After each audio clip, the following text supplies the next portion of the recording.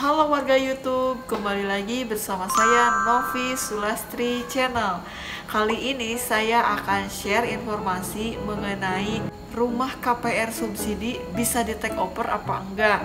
Nah, karena banyak banget nih yang menanyakan kenapa sih rumah subsidi nggak bisa di take over, atau rumah subsidi bisa nggak sih di take over. Nah, sebelum lanjut membahas soal take over atau over credit ini, teman-teman jangan lupa di like, subscribe, and share channel Novi Sulastri biar semakin berkembang. Teman-teman, definisi dari over credit ini yaitu membeli hunian yang masih dalam keadaan cicilan. Nah, misalnya teman-teman ada satu rumah KPR subsidi yang masih dalam tahap cicilan, kemudian ternyata akan di over credit. Nah, faktor dari rumah tersebut di over credit ini banyak banget ya. Mungkin salah satunya teman-teman menemukan kasus karena debitur awal sudah tidak sanggup lagi dalam cicilan, atau misalnya karena pindah tempat kerja, karena sayang banget kalau misalnya ditinggalkan, lebih baik misalnya di over creditkan. Nah teman-teman, sebenarnya rumah KPR subsidi ini bisa di take over alias di over credit, tapi tentunya ada syaratnya. Syaratnya yaitu harus setelah 5 tahun. Nah, kalau misalnya ternyata kurang dari 5 tahun, tentu saja rumah KPR subsidi tidak bisa di over credit sesuai dengan aturan. Dan mungkin teman-teman yang sudah melakukan akad KPR di bank mengenai aturan-aturan KPR rumah subsidi, termasuk yaitu over credit. Kalau misalnya teman-teman memenuhi syarat dalam over credit ini, sebaiknya melakukan over credit secara resmi, jangan sampai di bawah tangan. Nah, seperti apa sih mekanisme resmi over credit ini? Nah, melakukan transaksi over credit ini ada dua cara. Yang pertama lewat bank pemberi dana tersebut, dan yang kedua lewat notaris. Sebelum melakukan take over atau over credit, teman-teman harus melengkapi beberapa persyaratan. Syarat dalam melakukan over credit itu seperti apa? Yang pertama, harus ada salinan izin mendirikan bangunan. Yang kedua, data penjual harus lengkap seperti KTP, NPWP, buku nikah. Yang ketiga yaitu pembayaran angsuran, atau misalnya rekaman pembayaran angsuran. Yang keempat, buku tabungan, info rekening pembayaran angsuran KPR-nya. Lanjut ke AJB, kemudian perjanjian kredit yang baru, kemudian surat kuasa. Nah, mungkin seperti itu kurang lebih syarat akan melakukan over credit. Nah, tahapan dalam melaksanakan over credit ini, yang pertama bisa ke bank pemberi kredit itu sendiri. Misalnya KPR rumah teman-teman lewat bank apa? Misalnya lewat bank A. Nah, kemudian teman-teman tidak bisa langsung melakukan transaksi over credit di bawah tangan kalau misalnya teman-teman belum ada persetujuan atau misalnya lampu hijau dari pihak bank. Nah, syaratnya ketika teman-teman akan melakukan over credit melalui bank, yang pertama teman-teman sebagai penjual datang bersama pembeli ke bank pemberi dana.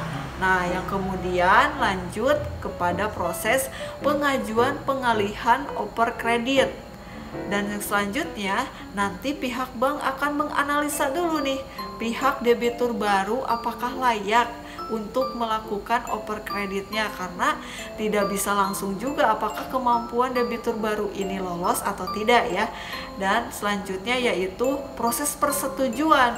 Nah, ketika lolos atau disetujui oleh pihak bank bahwa unit tersebut bisa di take over, selanjutnya akan disetujui dan akan lanjut ke proses melakukan transaksi atau akad baru dengan perjanjian kredit baru dengan debitur baru.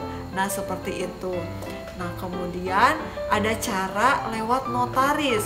Nah, untuk lewat notaris ini, yang pertama mengurus akta dan persuratan yang lainnya atau kuasa.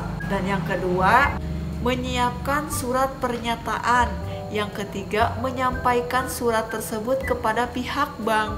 Dan yang keempat yaitu penyerahan dokumen kepada bank pemberi dana tersebut.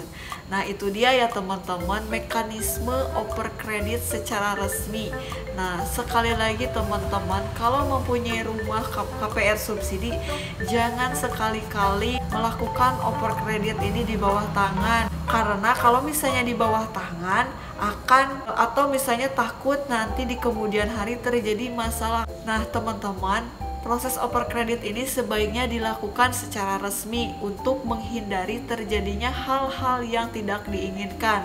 Nah, teman-teman juga tidak mau kan, misalnya teman-teman sebagai orang pertama atau debitur lama yang mempunyai hunian, lantas misalnya rumah tersebut di over kreditkan ke teman yang menjadi debitur baru, ternyata tidak jujur.